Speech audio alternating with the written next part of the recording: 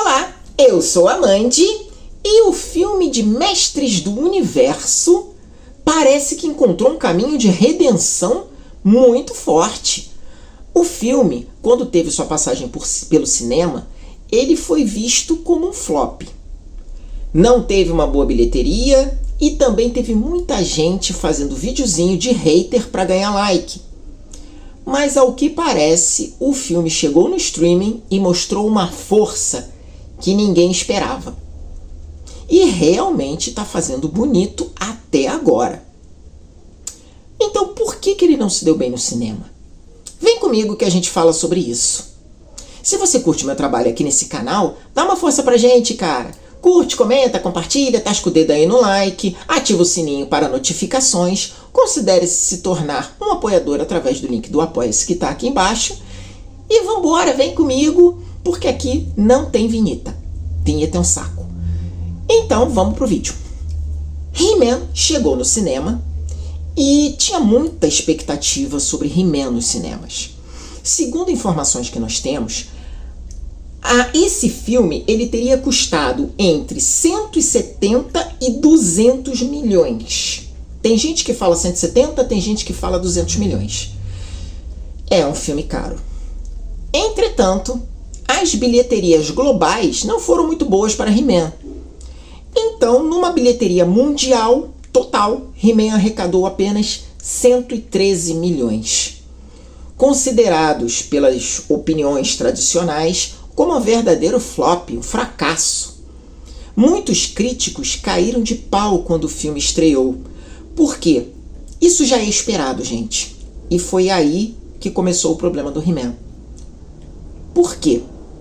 A crítica especializada odeia a nostalgia. Geralmente filmes como Transformers, Tartarugas Ninja, os caras caem de pau. Por quê? Aquela nostalgia dos anos 80 e 90. Então eles vão lá em cima e detonam. He-Man não foi diferente. Hoje, a situação que a gente tem no mundo, de guerra, crise econômica, cara, tá ruim para todo mundo, em todos os países, não é só no Brasil.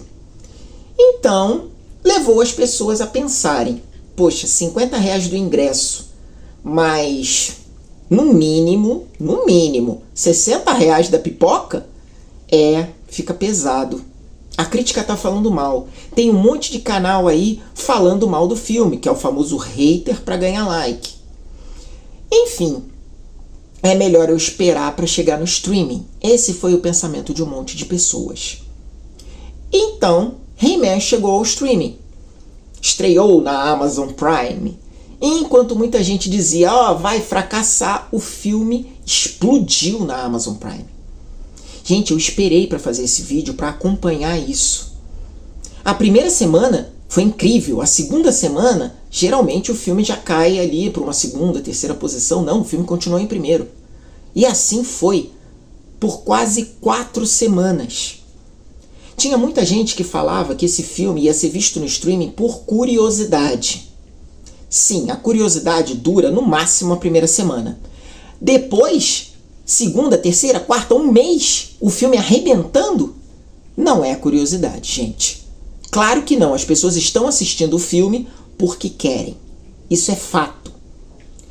Na época que ele estava no cinema, muita gente tentou comparar o problema do He-Man a Supergirl. Supergirl foi um flop. E não tem nada a ver. Supergirl ela tem um problema estrutural ligado à execução do roteiro. Supergirl podia ter sido um filme bem melhor se o diretor tivesse se empenhado um pouquinho mais. Mas não. He-Man não tem esse problema. Quem assistiu Supergirl saiu falando mal do filme.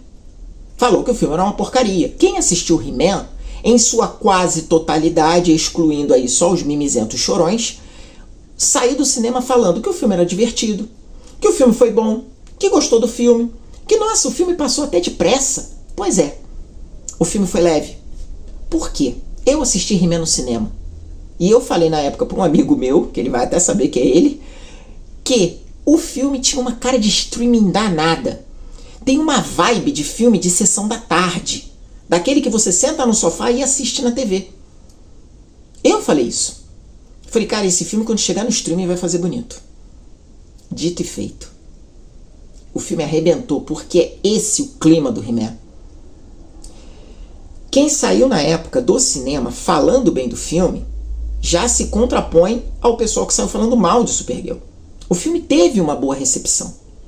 Só que, por vários comentários ruins da crítica, muita gente não foi ver no cinema. Então, no início, na primeira semana, nós temos a curiosidade inicial. Mas logo depois, o boca a boca foi se espalhando. Pô, o filme é bom, o filme é legal. Muita gente assistiu.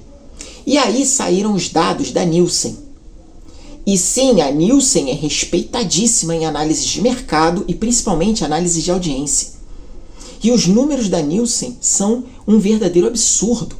1,17 bilhão de minutos assistidos de He-Man.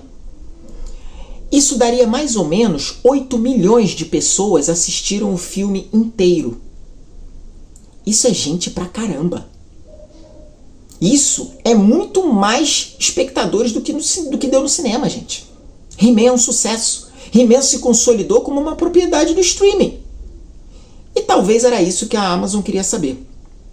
Esse filme tem uma cara de filme conceito. He-Man volta ao cinema décadas depois do filme original com Dolph Lundgren. Então eles fizeram uma grande experiência? Sim.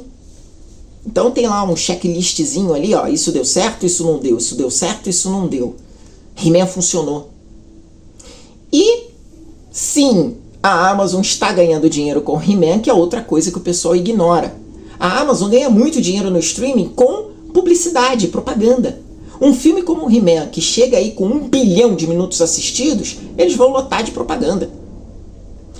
E aí, para você, de uma empresa que quer colocar uma propaganda no filme do He-Man, você vai ter que pagar caro, porque esse filme está tendo uma excelente audiência.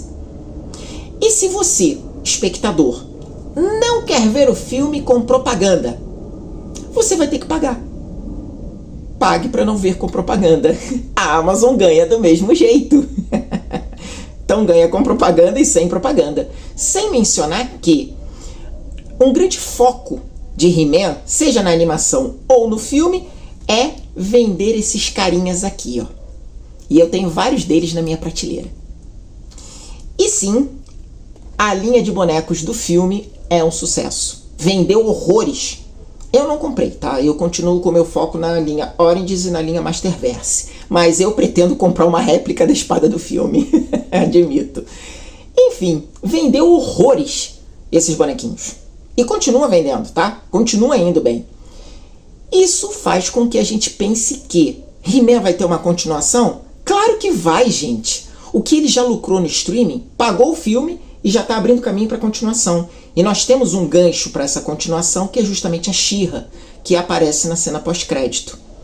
O próximo filme ou vai tratar da She-Ra, né, de como ela conseguiu se libertar ali do controle mental do Hordak e da Sombria, para então lembrar da sua herança como a Dora e tudo, e se tornar a She-Ra, porque ela já aparece transformada como a She-Ra e com a espada.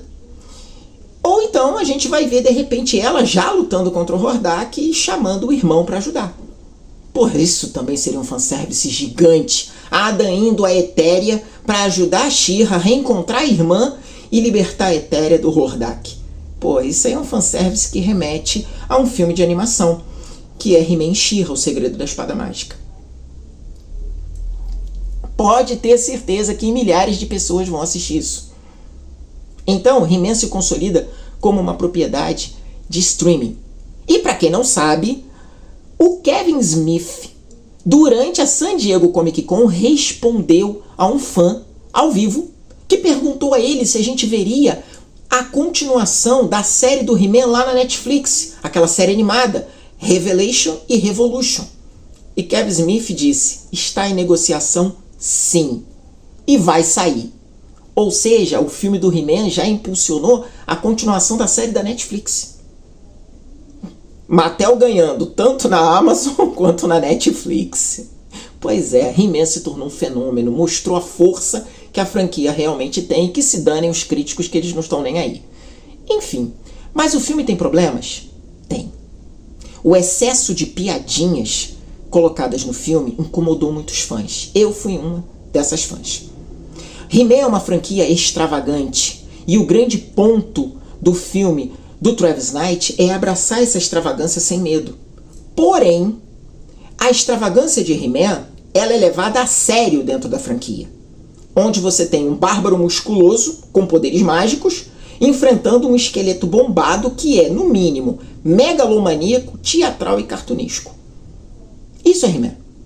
Só que isso é levado a sério dentro da franquia e Travis Knight transformou a extravagância da franquia em piadinhas. Piadinhas sem graça, inoportunas, onde ele ficou enchendo o saco zoando o nome dos personagens, o Fisto foi um deles, e ele não entendeu direito a dinâmica entre o Adam e o He-Man. O Adam não é um bobalhão, como a gente viu no filme. O Adam, na verdade, ele é um príncipe que se faz de covarde, de desinteressado, e quando tudo acontece, né, o inimigo aparece, o príncipe Adam sai correndo para chamar ajuda. E logo depois o He-Man aparece. É a mesma dinâmica de Clark Kent e Superman. Quando a confusão acontece, Clark Kent sai correndo, sabe lá Deus para onde, e logo depois o Superman aparece. É a mesma dinâmica. Clark Kent e Superman têm a mesma cara, mas ninguém percebe por causa do óculos. He-Man e Adam são iguais, mas ninguém percebe porque o He-Man é basicamente o Adam moreno e de cabelo escuro. Travis Knight transformou a extravagância numa piada irritante. E foi aí que ele errou feio. Ele errou feio, ele irritou muitos fãs tradicionais da franquia. Eu me senti incomodada com essas piadas e eu espero que elas não sejam repetidas no segundo filme. Provavelmente não deve, porque a Amazon vai ter o seu checklistzinho ali dizendo o que funciona e o que não funciona, e eles estão atentos a essa questão. A reclamação dos fãs foi levada a sério. Agora é esperar para ver a continuação. E vocês? Já assistiram Mestres do Universo? Vão gostar de um filme que junte o He-Man e a She-Ra? Que mostre a origem da She-Ra? O que a gente vai ter nesse segundo filme? Hein? Quais são as apostas? Deixa aí nos comentários e a gente vai falando sobre. Beijo para todos, vou ficando por aqui e até a próxima.